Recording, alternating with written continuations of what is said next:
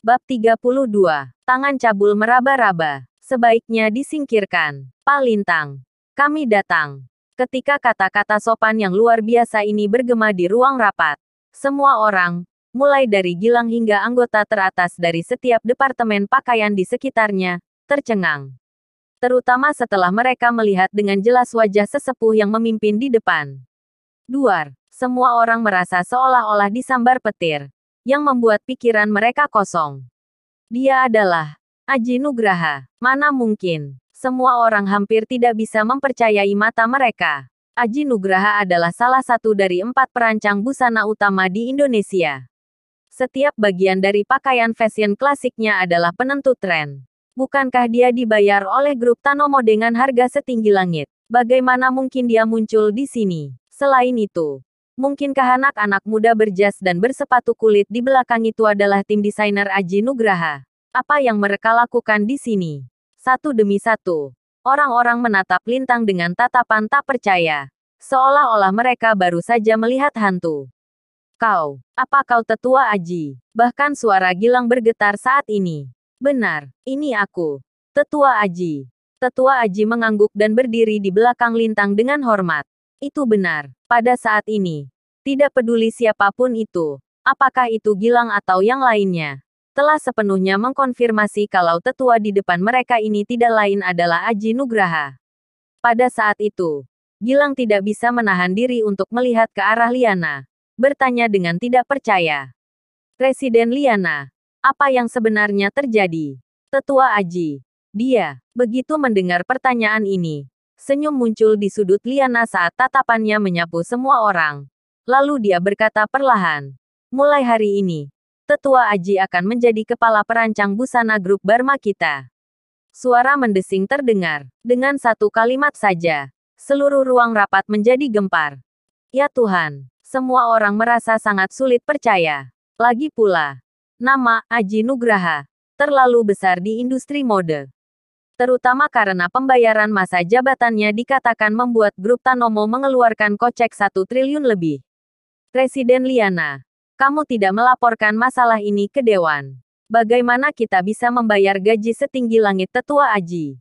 Jika Dewan mengetahuinya, apa kamu bisa bertanggung jawab untuk itu? Gilang masih tidak bisa menerima keadaan. Bagaimanapun, Gilang telah bertaruh saat itu.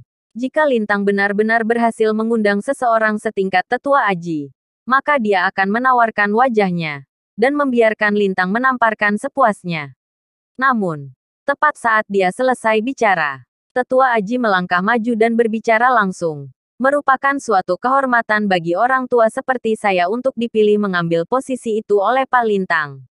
Tentu saja, saya tidak akan mengambil 1 sen pun untuk itu. Apa? Tidak mengambil 1 sen pun. Apa? Ini hanya. Badai petir besar melonjak di benak semua orang. Gajinya 1,5 miliar. Dan sekarang, Tetua Aji dengan santai menolaknya.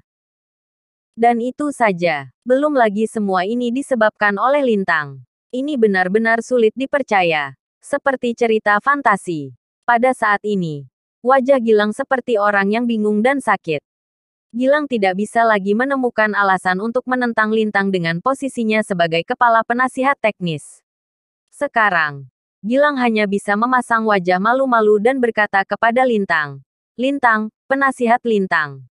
Aku kalah. Izinkan aku meminta maaf padamu. Setelah mengatakan ini, Gilang langsung jatuh ke lantai seperti bola kempis. Mimpinya menjadi kepala penasihat teknis hancur total. Dan itu bukan hanya dia. Banyak anggota tingkat tinggi dari Departemen Pakaian menatap Lintang saat mereka berdiri di belakang. Satu demi satu, tatapan mereka benar-benar berubah, dipenuhi emosi dan rasa hormat yang rumit. Jelas, tindakan mengundang Tetua Aji ke sini dengan cuma-cuma bukanlah kemampuan orang biasa.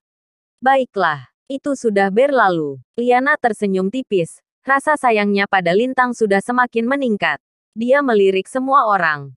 Mulai hari ini dan seterusnya, semua orang akan bekerja sama.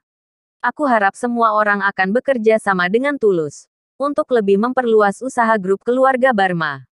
Tepuk tangan langsung terdengar begitu Liana berujar. Lagi pula, dengan Tetua Aji yang bertanggung jawab, hampir sudah bisa dipastikan bagi Departemen Pakaian Grup Keluarga Barma untuk menyapu bersih kota Jakarta. Selain Gilang, hampir semua pikiran orang dipenuhi dengan kegembiraan dan antusiasme. Di saat yang bersamaan, bam, pintu ruang rapat ditendang dengan keras hingga terbuka. Lalu, semua orang menatap ketakutan. Suara mendesing terdengar. 3 petugas polisi menyerbu masuk ke dalam ruangan. Siapa di antara kalian yang bernama Lintang? Pemimpinnya adalah seorang polisi botak dengan ekspresi jahat terlihat wajahnya. Semua orang terkejut mendengar ini. Tampak jelas bagi orang-orang di sini kalau polisi-polisi ini sangat kejam. Secara bersamaan, Lintang memegang alisnya. Aku. Borgol dia. Polisi botak itu berteriak. Seketika, 2 petugas siap melangkah maju. Adegan ini membuat Liana terkejut. Liana dengan cepat berlari ke depan. Dia berdiri di depan Lintang dan bertanya dengan marah. Berhenti. Kenapa kalian menangkapnya? Kejahatan apa yang dilakukan Lintang? Seharusnya. Kalian semua tahu kejahatan apa yang dia lakukan. Jejak seringai jahat muncul di sudut-sudut mulut polisi botak itu. Tatapan matanya mengedar pada tubuh Liana yang menggairahkan. Lalu dengan seringai bejat dia berkata, ada yang menelepon polisi dan mengatakan kalau Lintang telah memukul seseorang. Kami diperintahkan untuk menangkapnya. Semua orang yang tidak ada hubungannya harus segera pergi. Saat berbicara lebih lanjut, polisi botak itu mengulurkan tangannya yang besar. Dia berniat untuk meraba-raba dada Liana. Pria botak itu membuatnya tampak tak disengaja. Tetapi senyum cabul yang tersisa di bibirnya membuat niatnya jelas. Liana terkejut. Dia tidak pernah berpikir bahwa polisi botak ini bisa bertindak tanpa malu. Hanya saja pada saat ini, jarak mereka terlalu dekat. Liana ingin menghindari tangannya. Tapi sudah terlambat. Plak. Namun, saat tangan besar polisi botak itu hendak menyentuh dada Liana, dia berhenti tiba-tiba, seolah-olah telah menabrak plat besi.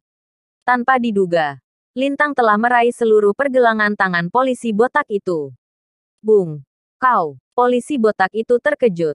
Secara naluriah, dia ingin menarik kembali telapak tangannya saat itu juga. Dan lagi, tangan cabul yang meraba-raba. Karena kamu tidak lagi menginginkannya. Lebih baik kamu buang saja. Suara Lintang terasa dingin sampai ke tulang. Seolah-olah datang langsung dari neraka. Suasana penuh dengan kekejaman langsung menyelimuti polisi botak itu. Adegan ini membuat polisi botak itu merasa dia ditemukan oleh setan. Yang mana ini membuat tulangnya bergetar. Lepaskan, lepaskan. Polisi botak itu sangat terkejut. Dan tepat setelah dia berteriak dengan keras. Krek, suara tulang yang retak terdengar tiba-tiba. Semua orang ngeri melihat pergelangan tangan pria botak itu patah dan benar-benar dirusak oleh Lintang. Hanya dengan satu telapak tangan, pergelangan tangan petugas seolah-olah hanyalah sepotong kayu busuk. Duar, Liana, Tetua Aji, Gilang dan yang lainnya tercengang oleh adegan ini. Mereka tidak pernah berpikir bahwa Lintang akan menyerang dengan cara yang begitu kejam. Dan yang lebih menakutkan adalah dia menyerang seorang petugas polisi. Tanganku. Pria botak itu gemetar karena begitu kesakitan. Dia mundur lagi dan lagi. Polisi itu mencengkeram pergelangan tangannya. Merasa ketakutan setengah mati. Ini patah. Polisi botak itu bisa merasakan tulang di pergelangan tangannya benar-benar hancur. Sepertinya tidak akan pernah sembuh lagi. Bajingan. Beraninya kamu melukaiku. Aku akan menembak mati kamu hari ini.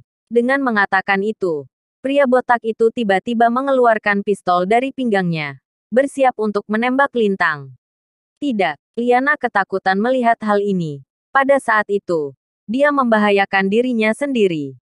Namun, tepat pada saat moncong pistol berada tepat di antara alis Lintang, telapak tangannya bergerak lagi. Seperti kupu-kupu yang berterbangan di antara bunga-bunga. Gerakannya dilakukan dengan sangat cepat. Pria botak itu hanya merasakan telapak tangannya kosong selama sepersekian detik dan ketika dia melihat lagi, dia menemukan bahwa pistolnya telah jatuh ke tangan Lintang. Bingung. Pada saat ini, pria botak itu bingung. Sementara Liana dan yang lainnya tercengang. Apalagi saat moncong hitam pistol mengarah tepat ke kepala pria botak itu. Keringat dingin mengalir di dahi pria botak itu. Lintang merebut pistolnya. Pria botak itu menelan ludah dengan susah payah.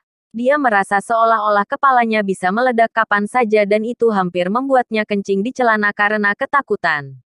Sialan, letakkan pistolnya. Kedua petugas di belakangnya terkejut. Mereka bereaksi secara naluriah dengan menarik keluar dua pistol dari pinggang mereka sebelum mereka membidikkan ke arah Lintang. Namun, tepat saat moncong pistolnya terangkat, dar, dua tembakan tumpul terdengar. Dua peluru langsung menembus pergelangan tangan kedua petugas tadi seolah-olah peluru itu ditujukan dengan bidikan yang sempurna.